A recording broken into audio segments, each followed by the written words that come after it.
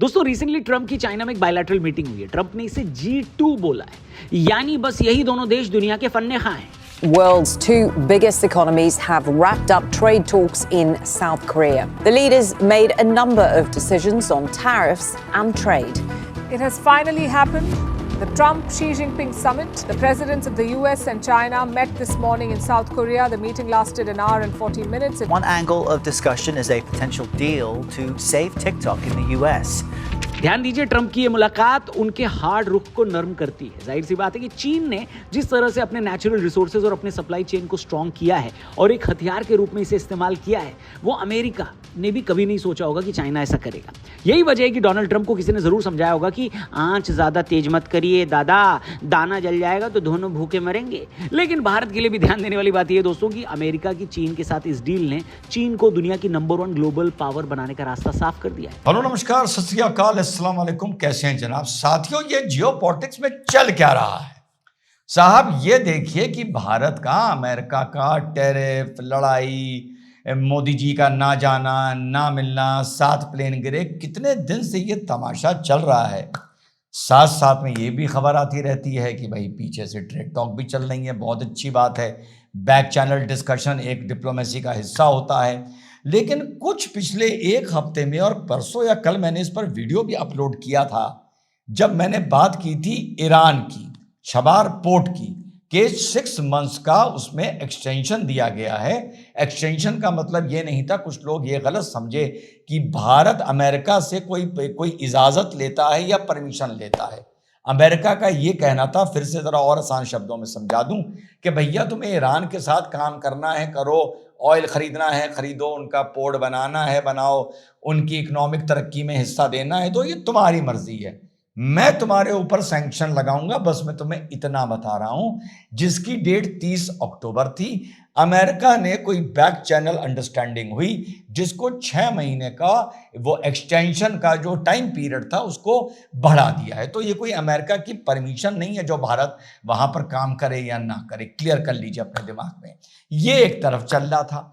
अब साहब कोलालंपुर में, ये भी बड़ी महत्वपूर्ण बात है, 12th एशियान नेशंस की डिफेंस मिनिस्टर्स की बैठक हो रही थी। वहां पे यूएसए के जो डिफेंस सेक्रेटरी हैं, वहां पे सेक्रेटरी पोस्ट को आप मिनिस्टर समझिए, तो वहां पर यूएसए के डिफेंस सेक्रेटरी भी आए हुए थे और यहां से हमारे डिफेंस मिनिस्टर राजनाथ सिंह भी गए हुए थे। खबर किसी को नहीं थी, लेकिन वहां पर एक 10 ईयर का, जिसको नाम दिया गया है framework for US India major defence partnership या पैक्ट, 10 साल का एक कॉम्प्रिहेंसिव फ्यूचरिस्टिक प्रोग्राम को लेते हुए कॉन्ट्रैक्ट साइन हो गया है। और 2 सेक्रेटरी साहब ने भी और हमारे मंत्री जी ने भी अपने अपने हैंडल पर इसको वेरीफाई किया और इसको ट्वीट किया। अब ये है वही पुराना collaboration, technology transfer, coordination, joint exercises, joint naval exercises, और मुख्यतः इसका जो केंद्र बिंदु होगा वो होगा इंडो पैसिफिक। अब इंडो पैसिफिक किससे जाके नाम जुड़ता है? इंडो पैसिफिक का नाम जाके जुड़ता है क्वाड से। क्वाड का गठन किस लिए हुआ है? क्या इंटरेस्टिंग चीजें निकल के आ रही हैं या कंफ्यूजिंग चीजें निकल के आ रही हैं? क्वाड का गठन किस लिए हुआ है? वो चाइना का इन्फ्लुएंस इंडो पैसिफिक में रोकने के लिए या चेक एंड बैलेंस करने के लिए हुआ है। और ये जो 10 ईयर की पार्टनरशिप हुई है, इसका केंद्र बिंदु भी इंडो पैसिफिक बना है, यानी सामने चाइना है। अब इतने दिन से जो टैरिफ और ट्रेड वॉर चल रही थी, ये तो हो गया पार्ट 1। उसमें आप देख रहे थे चाइनीज एम्बेसडर के जो बयान आ रहे थे, चाइनीज लीडरशिप के जो बयान आ रहे थे, साथ में ये भी आ रहा था कि ये बहुत बुलिंग करने लगे हैं, इनकी बुलिंग हम सबको मिलके उससे काउंटर करना चाहिए। ये सब जो भी लोग अवेयर हैं, चाहे वो मेरा चैनल देखते हो या कोई और मीडिया, सोशल मीडिया देखते हो, उन सबको ये बात पता है। ये सब हम देख रहे थे। साथ ही साथ हमारा कोलालंपुर में डिफेंस डील की बात चल रही थी। उधर अमेरिका और चाइना की टैरिफ और ट्रेड की बिहाइंड द कर्टन बात चल रही थी। वो चीज सामने निकल कर आई है साउथ कोरिया में। साउथ कोरिया में डोनाल्ड ट्रंप और जिनपिंग मिलते हैं और अमेरिका 2 साल का कॉन्ट्रैक्ट मान के चल रहा था, रिक्वेस्ट कर रहा था, लेकिन फिलहाल चाइना ने 1 साल का कॉन्ट्रैक्ट किया है।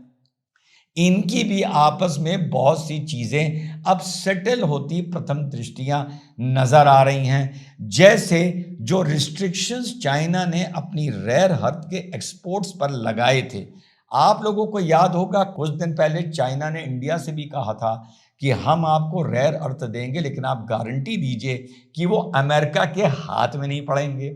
लेकिन अब जो चाइना का एग्रीमेंट साउथ कोरिया में डोनाल्ड ट्रंप अमेरिका के साथ हुआ है, उसमें रेयर अर्थ चाइना ने रिस्ट्रिक्शंस हटा लिए हैं और चाइना अमेरिका को रेयर अर्थ देने को तैयार हो गया है। उसके बदले जो सुपर एडवांस चिप्स हैं जो अभी भी चाइना नहीं बना पाता है, वो अमेरिका ने चाइना के रोक लिए थे। दोनों चीजें ऑटोमोबाइल में, ईवी में, इलेक्ट्रॉनिक्स में, वेपनरी में, दोनों चीजें काम आती हैं। तो एक के पास रेयर अर्थ था और एक के पास सुपर एडवांस चिप था।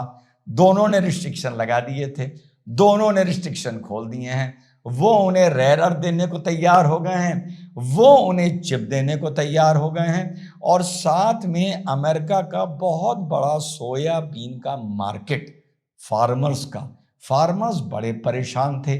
अमेरिका चाइना सबसे ज़्यादा जो इंपोर्ट करता था एग्रीकल्चर पॉइंट ऑफ व्यू से, वो अमेरिका का सोयाबीन करता था।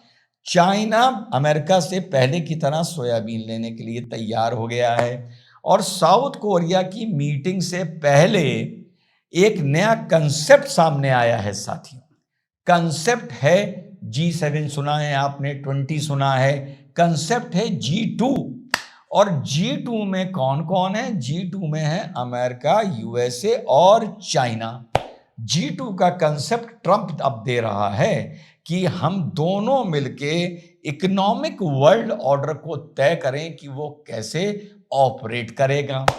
उधर मॉस्को में पैक्ट हो रहा है किस तरीके से डी-डॉलराइजेशन किया जाए और ब्रिक्स की पैरेलल अपनी ट्रांजैक्शन एक लाइन बनाई जाए, एक अलग करेंसी बनाई जाए। ये सब पिछले 1 हफ्ते और 10 दिन में हो रहा है। और साथ में मैंने ये भी बता दिया था आप लोगों को कि जो ईरान को शबार पोर्ट को लेकर एक बड़ा महत्वपूर्ण डेवलपमेंट हुआ है।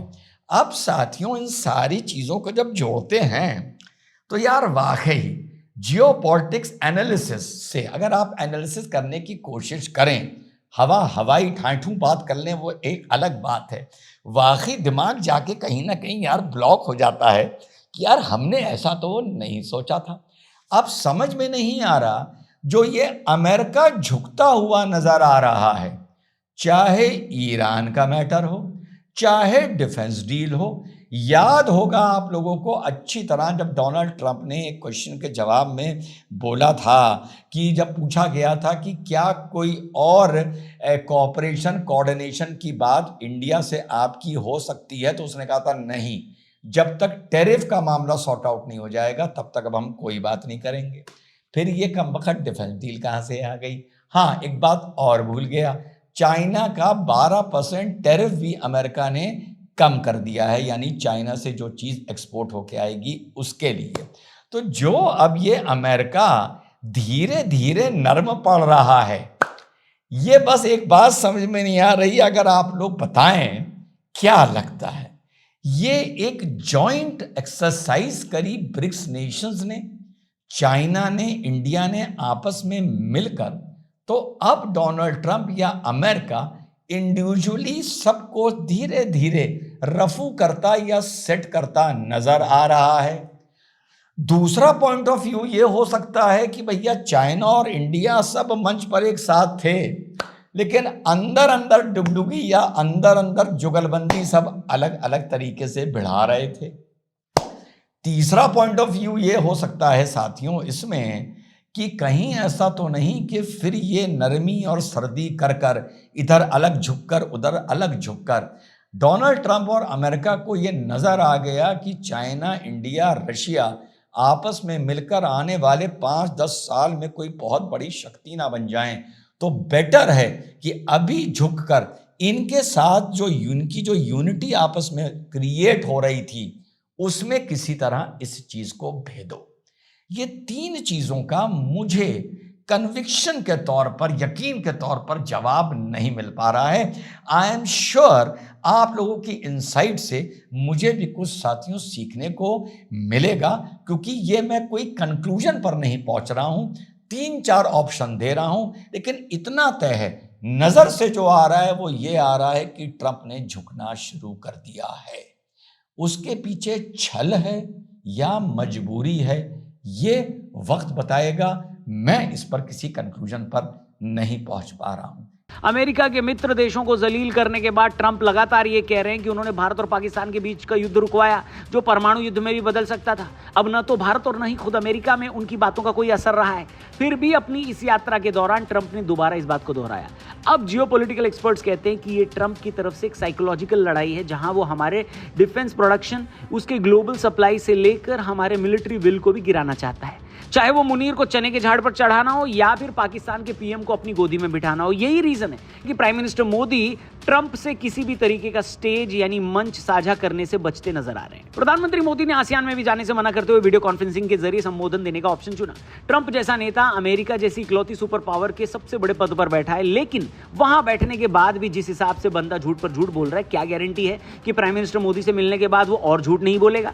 एक ऐसा आदमी जो दुनिया के देशों को कुछ ना समझता हो, जिसने पूरे यूरोप के देशों को ह्यूमिलिएट करने का एक मौका ना छोड़ा हो, वैसे आदमी से मजबूरी में ही सही लेकिन बात तो करनी ही होती है। भारत ने इसका सबसे असरदार और प्रैक्टिकल रास्ता यही निकाला कि जहां भी हमारे हित की बात हो वहां पीएम मोदी सीधे एक पोस्ट के जरिए अमेरिकी प्रेसिडेंट को एड्रेस करेंगे। वहीं ट्रंप के झूठ का जवाब हमारा विदेश मंत्रालय देता रहेगा। भारत की स्ट्रैटेजिक साइलेंस ने भी ट्रंप को परेशान किया। अब यही डर जिनपिंग को भी था कि अगला कब गले न पड़ जाए। अब जब चीन में जिनपिंग और ट्रंप की मुलाकात हुई तो भारत के लिए भी एक मैसेज था। दरअसल पिछले महीने चीन के अंदर भारत, रशिया और चीन के नेताओं की मुलाकात से अमेरिका का थिंक टैंक ट्रिगर हुआ। यूएसए जानता है कि दुनिया की सप्लाई चेन में चीन एक बहुत बड़ा हिस्सेदार है। भले ही अमेरिका खुद को दुनिया का कितना भी बड़ा नेता क्यों ना मानता हो, लेकिन सच यही है कि चीन ही एक ऐसा देश है जो नियर फ्यूचर में उसको पीछे कर सकता है। ऐसे में ट्रंप की ट्रेड पॉलिसी में चाइना के ऊपर टैरिफ वॉर करना वहां के लीडरशिप के लिए एक्सेप्टेबल बिल्कुल नहीं होगा। यही रीजन है कि टप्पू भाई को कोट पैंट पहनाकर चीन भेजा गया कि भाई साहब जाकर अपना फैलाया रायता समेटो, और चचा ने ठीक इसके बाद चीन से 10% टैरिफ कम कर लिया। अब सवाल यह कि अमेरिका और चीन की इस डील में हुआ क्या और इसका असर क्या होने वाला है। देखिए, इस यात्रा में चीन और अमेरिका के बीच एक बड़ी डील हुई है जिसमें ट्रेड, स्ट्रैटेजी, टेक्नोलॉजी और एनर्जी सिक्योरिटी जैसे कई इंपॉर्टेंट मुद्दे शामिल थे। यह यात्रा trade war, supply chain, fentanyl, rare earth minerals की ग्लोबल प्रेजेंस और टेक्नोलॉजी प्लेटफॉर्म्स की सुरक्षा जैसे मुद्दों को हल करने की दिशा में काफी लॉन्ग टर्म प्लान के साथ तैयार की गई। अमेरिका और चाइना के बीच चल रहे ट्रेड वॉर में कई सालों से एक गतिरोध देखा जा रहा था। इस यात्रा में ट्रंप ने चीनी राष्ट्रपति शी जिनपिंग से सीधे बातचीत करके फेंटेनिल संबंधी टैरिफ घटाने, रेयर अर्थ मिनरल्स की ग्लोबल सप्लाई को स्टेबल रखने और टिकटॉक जैसे कंट्रोवर्शियल टेक प्लेटफॉर्म्स के मुद्दे हल करने की कोशिश की। इसमें एक बात जो सबसे इंटरेस्टिंग है वो ये कि दुनिया की ऑटोमोबाइल इंडस्ट्री भी ट्रंप की इस हरकत की वजह से मुसीबत में। दरअसल भारत और यूरोप की ऑटोमोबाइल कंपनियों में कार के बॉडी पार्ट्स और असेंबलिंग को लेकर काफी पार्टनरशिप्स हैं। ट्रंप और चाइना की इस बैठक में अमेरिका ने अपना मतलब तो निकाल लिया, लेकिन ट्रंप का पिछलग्गू बना यूरोप अभी भी उन टैरिफ को एंजॉय कर रहा है जो ट्रंप को यही कह रहा है। क्या कह रहा है? तो साला बहुत नीच आदमी रहे।